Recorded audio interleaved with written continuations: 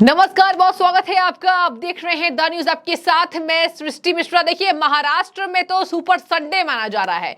NCP टूट गई और यहां एकनाथ शिंदे को समर्थन देने पहुंच गए एनसीपी नेता अजीत पवार। शरद पवार के लिए इस वक्त का राजनीति का यह सबसे तगड़ा झटका माना जा रहा है। और माना भी क्यों ना जाए, चाचा की बात को इग्नोर करके अजीत पवार ने भारतीय जनता पार्टी का दामन थाम लिया है। और जरा विधायकों की संख्या सुनिएगा तो चौंक जाएंगे आप। 40 विधायक, लगभग 40 विधायक, सूत्र बता रहे हैं कि 40 विधायकों के साथ वो राजभवन पहुंचे। और देखिए, एक एक करके शपथ ग्रहण कार्यक्रम भी हो चुके हैं। और यहां पर अब एकनाथ शिंदे का भी बयान आ गया है। डबल इंजन की सरकार नहीं, ट्रिपल इंजन की सरकार महाराष्ट्र की गति को आगे लेकर जाएगी। ये है महाराष्ट्र की राजनीति। आज बड़ा उलटफेर कर दिया है अजीत पवार ने। और देखिए, यहां पर आपको सबसे बड़ा मैं कारण बताऊंगी कि सियासत में सियासी मायने कौन कौन से निकाले जा सकते हैं। देखिए, ये राजनीति है, यहां पर साधारण बात के पीछे भी राजनीति छिपी होती है। और यही देखा गया था 23 जून को पटना में। देखिए, पटना में विपक्ष की बैठक तो धराशायी हो गई। धराशायी मैं इसलिए कह रही हूं क्योंकि देखिए, जिस तरीके से केंद्र को झटका देने का काम सभी नेताओं ने करने की कोशिश की, उस पर सबसे पहले पानी फिरता दिखाई दिया केजरीवाल के द्वारा। और अब शरद पवार की पार्टी एनसीपी द्वारा अजीत पवार ने बड़ा झटका दे दिया। देखिए, आपको बता दें कि लालू यादव का एक बयान वायरल हुआ था। और लालू यादव ने जिस तरीके से राहुल गांधी को कहा था कि तुम घोड़ी चढ़ो और हम सब बाराती बनेंगे, लालू के इस बयान के कई सियासी मतलब निकाले गए। क्योंकि यहां पर शादी की बात नहीं चल रही है, यहां राजनीति करने पहुंचे थे ये तमाम बड़े नेता। और देखिए, यहां पर यह बात सामने आई है।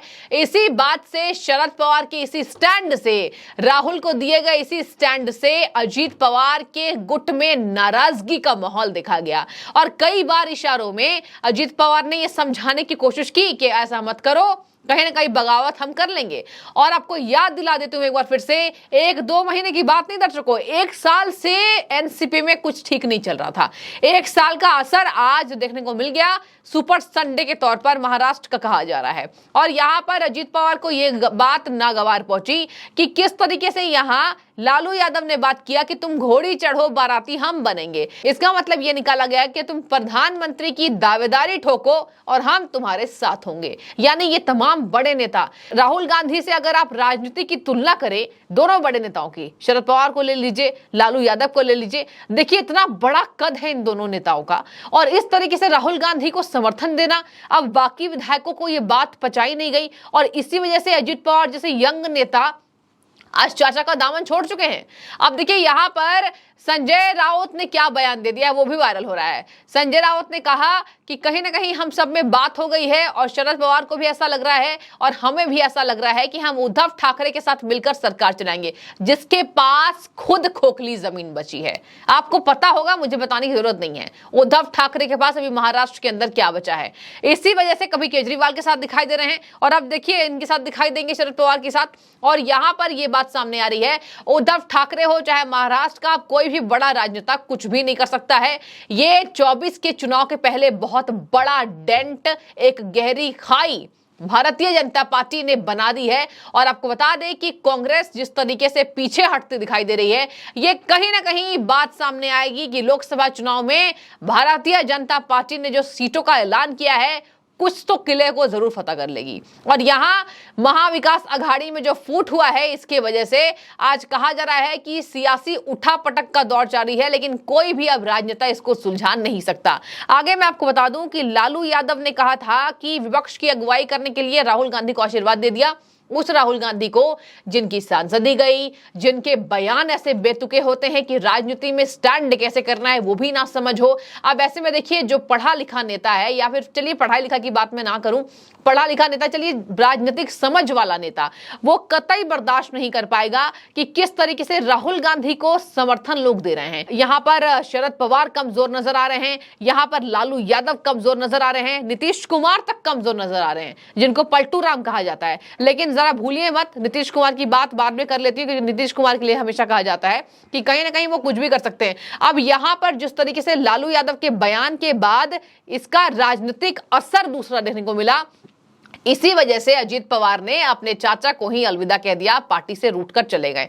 तो देखिए, आपने सुना कि किस तरीके से लालू यादव के बयान के बाद अजीत पवार की नाराजगी अपने चाचा से ज्यादा बढ़ी कि कहीं ना कहीं यहां कांग्रेस का सपोर्ट करने की बात कर रहे हैं, राहुल गांधी को प्रधानमंत्री की दावेदारी ठोकने की बात कर रहे हैं। और अब देखिए, जो विधायक इनके साथ बागी हो चुके हैं, मतलब मैं बात कर रही हूं अजीत पवार के गुट की, उनमें से एक बहुत बड़ा नाम महाराष्ट्र के अंदर छगन भुजबल का।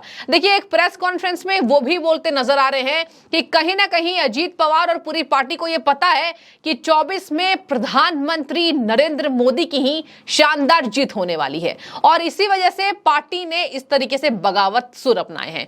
और यहां पर दर्शकों, सबसे बड़ी बात, यह संख्या अत्यधिक है। 40 विधायकों का समर्थन यह दिखा देता है कि संजय राउत के बोलने से कुछ भी नहीं होगा। उद्धव ठाकरे, जिनके पास खुद कुछ नहीं बचा हुआ है राजनीति में, अभी राजनीति में कहीं ना कहीं आपको बता दें वो अंत का समय देख रहे हैं। उद्धव ठाकरे को आपने देखा होगा किस तरीके से उनकी राजनीति पूरी की पूरी महाराष्ट्र में बदल गई। अब यहां पर ये जो 40 विधायकों का समर्थन है, यहां पर ट्रिपल इंजन की सरकार बताना, यह दिखाई दे रहा है कि कॉन्फिडेंस अब महाराष्ट्र में अलग नजर आएगा।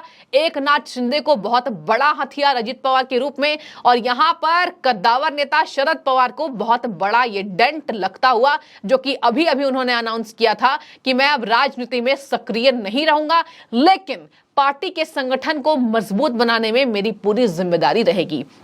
अब ऐसे में जिस तरीके से ये उठापटक हुआ है, जिस तरीके से महाराष्ट्र का ये सबसे बड़ा दिन बताया जा रहा है, ऐसे में लगातार नेताओं के बयान सामने आ रहे हैं और ये बौखलाहट भी कहीं ना कहीं शरद पवार के गुट में देखने को मिल रही है। लेकिन यहां पर अजीत पवार पीछे नहीं हटे। 1 साल से करीब वो इशारे दे रहे हैं कि आने वाले समय में वो बगावत कर सकते हैं। और आपको मैं एक बार और याद दिला दूं, शरद पवार ने कई बार ऐसा कहा जब उनसे मीडिया कर्मियों ने बातचीत की कि ये आपके जो भतीजे हैं, इनमें कहीं ना कहीं बागी वो सुर अपनाए बैठे, ऐसे में क्या बोलेंगे। तो शरद पवार ने कई बार ऐसी बातें कही है कि कोई बात नहीं, सभी पार्टी के राजनेता स्वतंत्र रूप से अपने चुनाव को, अपनी राजनीति को अलग रूप देने का अधिकार उन्हें प्राप्त है, और यही अधिकार का पूरा उपयोग कर चुके हैं अजीत पवार। अब ऐसे में देखिए, एक बार मैं आपको शपथ ग्रहण किन किन नेताओं ने ले ली है उनका नाम मैं याद दिला देती हूं। अजीत पवार ने ले ली, छगन चंद्रकांत भुजबल ने ले ली, दिलीप राव वलसे पाटिल ने ले ली, हसन मियालाल मुशर्रफ ने ले ली, धनंजय पंडित राव मुंडे, ये बेड की परली सीट से विधायक थे, इन्होंने भी शपथ ग्रहण ले लिया। और आपको बता दें कि अदिति वर्दा, सुनील टरकरे, संजय शकुंतला, बाबू राव बनसोड़े और अनिल भाईदास पाटिल, इन नेताओं के नाम यहां पर सामने आते दिखाई दे रहे हैं जिन्होंने शपथ ग्रहण का कार्यक्रम जो है वो पूरा कर लिया है। और ऐसे में शिवसेना उद्धव ठाकरे गुट के नेता आनंद दुबे का क्या बयान सामने आया वो भी मैं आपको पढ़कर सुना देती हूँ। देखिए, उन्होंने कहा है कि एनसीपी नेता अजीत पवार ने बीजेपी का दामन थाम लिया है। क्या ये प्रवर्तन निदेशालय के डर से नहीं है? लोगों को पता है कि बीजेपी पीठ में छुरा भोगती है। ये बौखलाहट शिवसेना गुट से आ रहा है, ये बौखलाहट की ही बयान है। किस तरीके से यहाँ पर अजीत पवार के जाने से यहाँ अब पार्टी दूसरी राजनीति अपनी तय करती, अपनी रूपरेखा तैयार करती जरूर नजर आएगी। और इसके साथ ही आपको बता दें किस तरीके से शरद पवार ने कहा कि मुझे ठीक से पता नहीं था कि ये बैठक किस लिए बुलाई गई थी।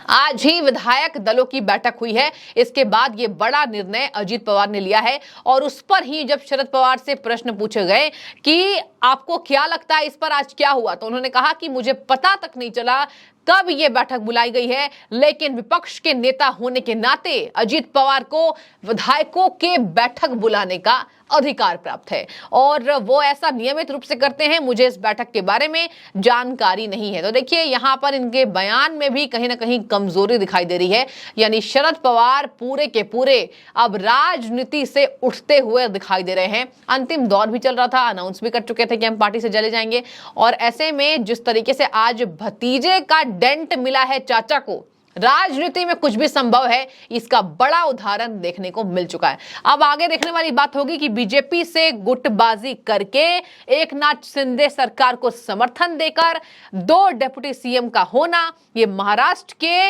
विकास को कितने तेजी से आगे लेकर जाएगी। तो बने रहिए, आपको जो भी राय इस खबर के बारे में, क्या कांग्रेस में राहुल गांधी के नेतृत्व से पार्टी में नाराजगी हुई और अजीत पवार ने दामन छोड़ दिया, इस बात से आपका कितना समर्थन है जरूर कमेंट में बताइए। बहुत शुक्रिया आपका द न्यूज़ से जुड़ने के लिए।